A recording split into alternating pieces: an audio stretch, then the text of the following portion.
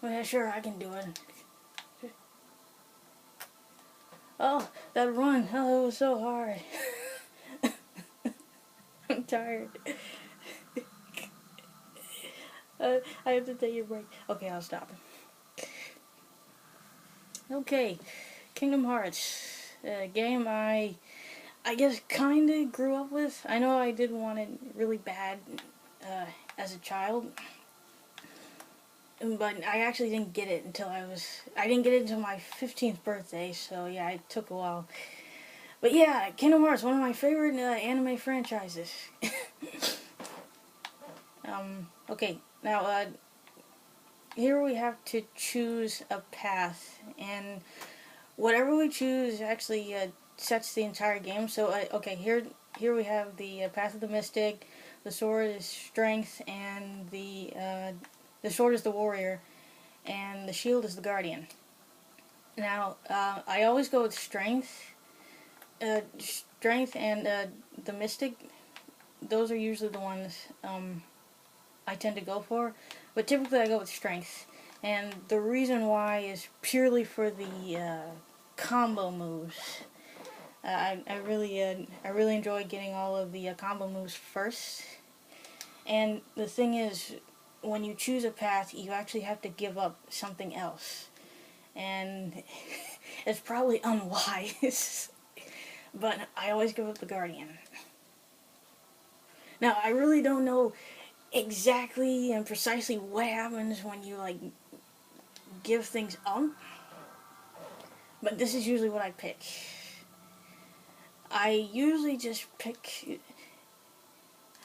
Uh, I purely pick the Mystic because I actually do it specifically for two moves: MP Haste and MP Rage, and they're really not that important. So I don't know why I pay so much attention to them. But the thing is, I'm so reckless, and I usually don't. I don't use magic that much, except for Cure, and that's pretty much why I pay attention to probably the least important uh, moves in the game. But really, if you're really into defense and you really pay attention to dodging everything, pick the path of the Guardian. And I think the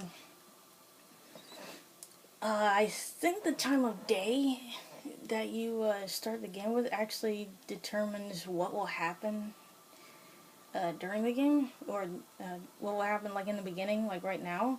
I actually don't even know if this is true or not, but I think that actually does. I'm actually starting this around.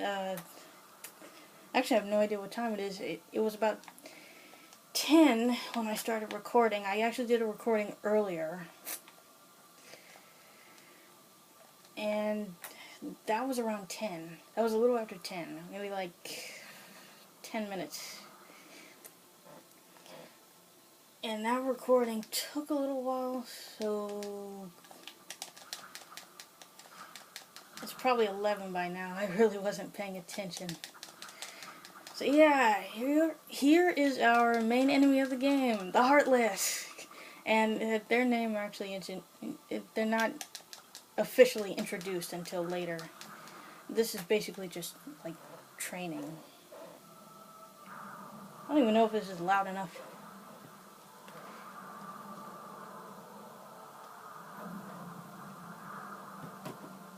I know one of my viewers said that the uh, the volume kind of it was kind of high, and he couldn't hear me that well. He probably already can't hear me that well, but yeah, I hope it's loud enough. So yeah, we're basically in the realm of darkness right now. Uh, so I'm pretty sure that's what it's called, and we can't save yet.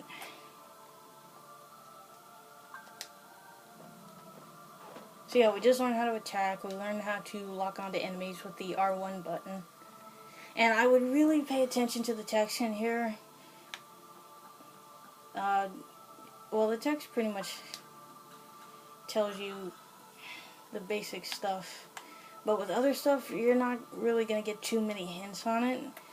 And I think that's one thing I kinda...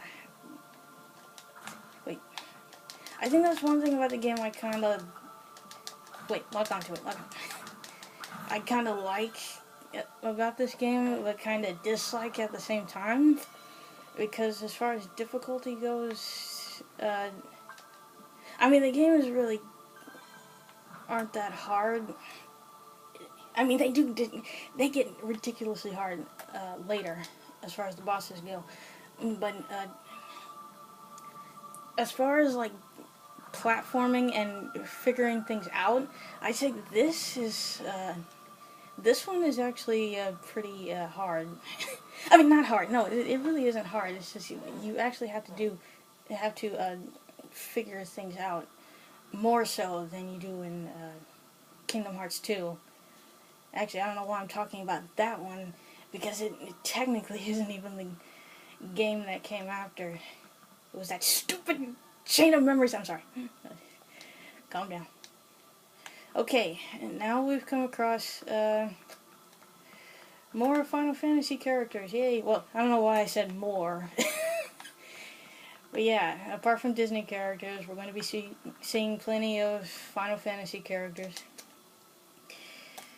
Oh, and I think this also affects what happens during the game.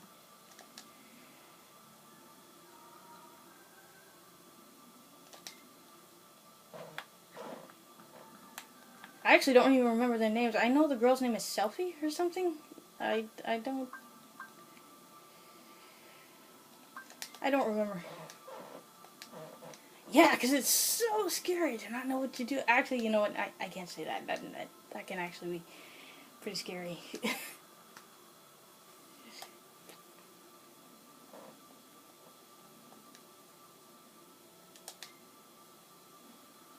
I do like how they let you go back and, you know, choose different answers. I don't know if it's really all that important to the game. I just said, I think it affects something. I'm really not sure. But yeah, we're coming to our first boss. I think they're going to give us a chance to save first. And then they're going to give us a wave of enemies, right? Oh no, they're going to give us the enemy first.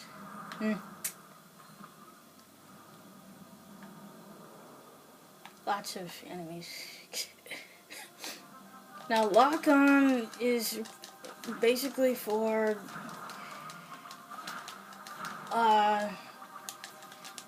if you want to focus on a specific enemy. So if you don't, you probably won't want to rely too much on lock-on, because Sora will focus on that one enemy that he's locked onto, and he'll pretty much ignore all of the other enemies. And that makes it easier for him to get attacks. So don't rely too much on lock-on. I use it a lot, but I recommend mostly using it for, you know, when you're not in too much trouble, or when you're playing against bosses.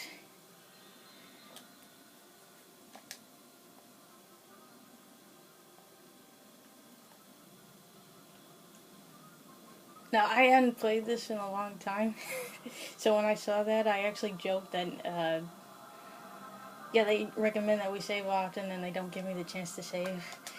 But no, we have a chance to save. Okay. I'm pretty far on this. Let's get rid of the lower one.